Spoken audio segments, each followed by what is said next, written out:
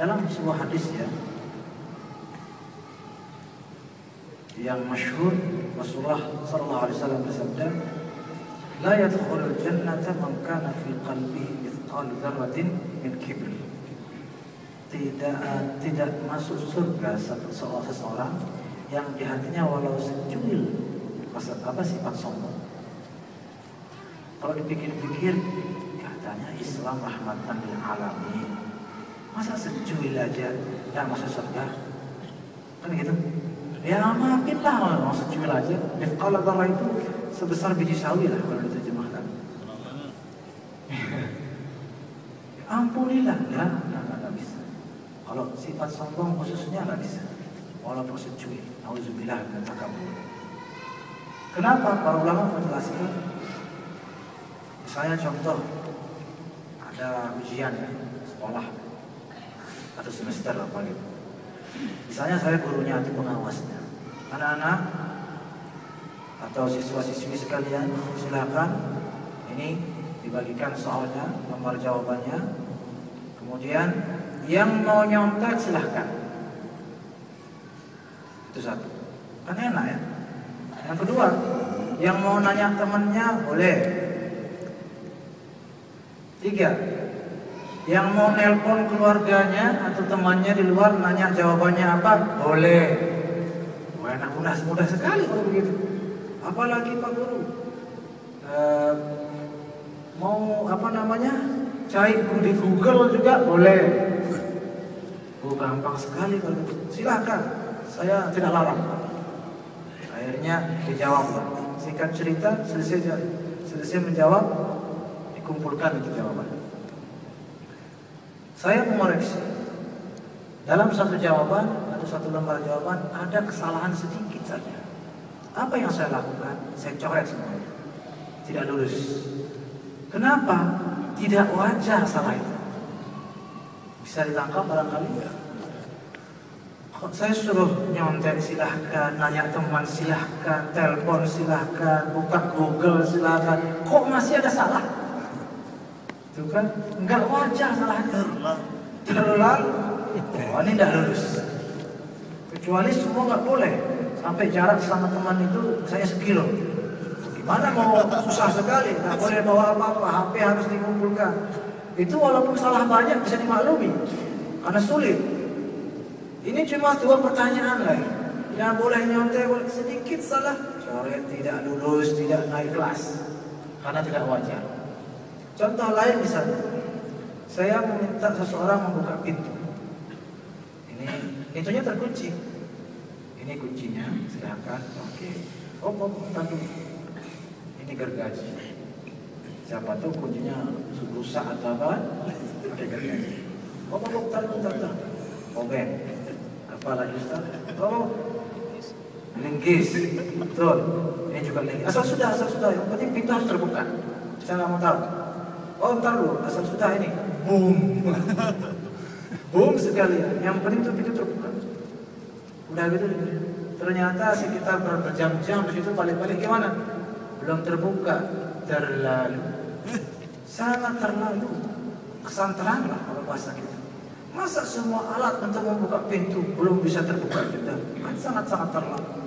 Apa maksud dari 2 contoh ini? Islam atau Allah Subhanahu wa taala sudah memberikan banyak senjata untuk menghilangkan rasa sombong.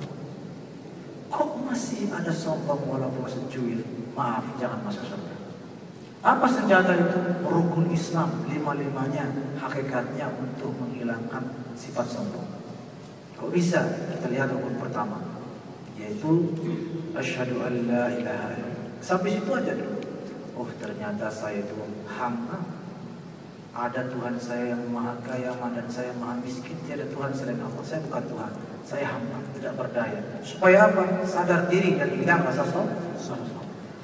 Wa anna sayyidina Muhammadar Rasulullah. Ternyata saya juga tidak berdaya menuju Allah sendiri. Harus ada perantara utusannya, yaitu Rasulullah SAW.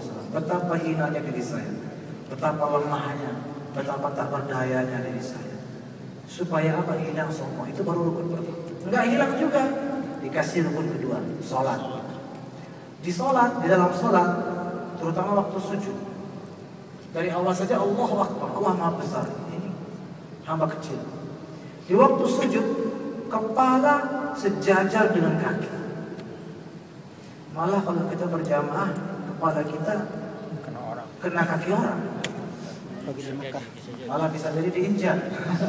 Ya artinya apa? Hakikat daripada rukun kedua pun untuk menghilangkan rasa sombong. Kepala sejajar dengan kaki. Enggak hilang juga, terlalu dikasih lagi senjata yang lain. Zakat. Uangnya itu bukan uang Anda, jadi jangan sombong dulu. Itu uang titipan. Sebenarnya untuk orang-orang lain, orang miskin, anak yatim. Allah nitip di kamu, ayo kasih sana. Jadi jangan sombong. Ketika dia mengeluarkan uang, di situ ada kesadaran. Ini bukan uang milik saya, tapi justru milik orang-orang itu. Allah yang memberikan lewat kita. Untuk menghilangkan sombong. Enggak hilang juga terlalu dikasih rukun lagi yang lain. Puasa ini sangat ampuh sebenarnya. Umumnya kita itu kalau lapar agak lemas nih. Biasanya kalau lemas itu tidak mungkin sombong. Lapar kan? Gimana mau sombong lapar? Biasanya kalau udah kenyang, walaupun tidak sombong, cara kelihatannya aja sudah sombong. Bisa untuk besar kan ini kan agak maju perut dada kita. Belum sampai ngeliat gigi. Belum sampai terbok. Apa namanya sendawa. Tapi kalau orang lapar nggak mungkin begini. Pasti begini. Itulah puasa.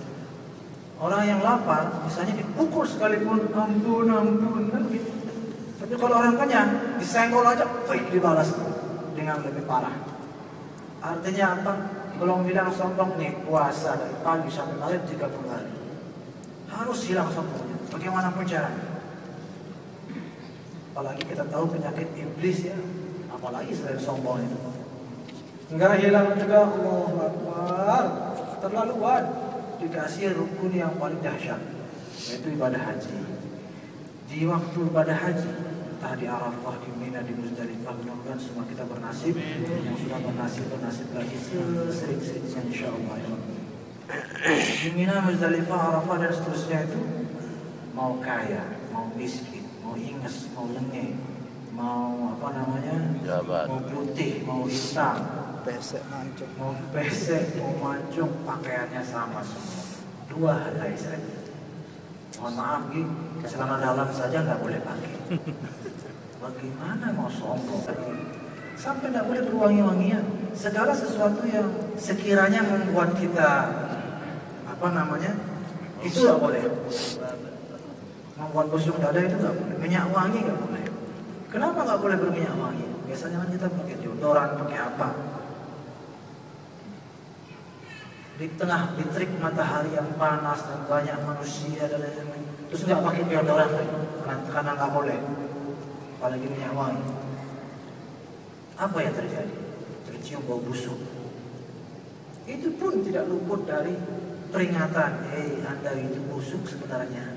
Coba cium diri sendiri. Jadi tidak pantas sombong, saudara. Begitulah ya, kurang lebih. Sudah pakaiannya cuma 2 helai, sama dengan anak. Semua itu untuk menghilangkan rasa. Sudah 5-5-nya dikasih sama Allah. Belum hilang juga rasa sombong. La yadkhulul jannata man kana fi qalbi mithqalu dzarratin min kibr.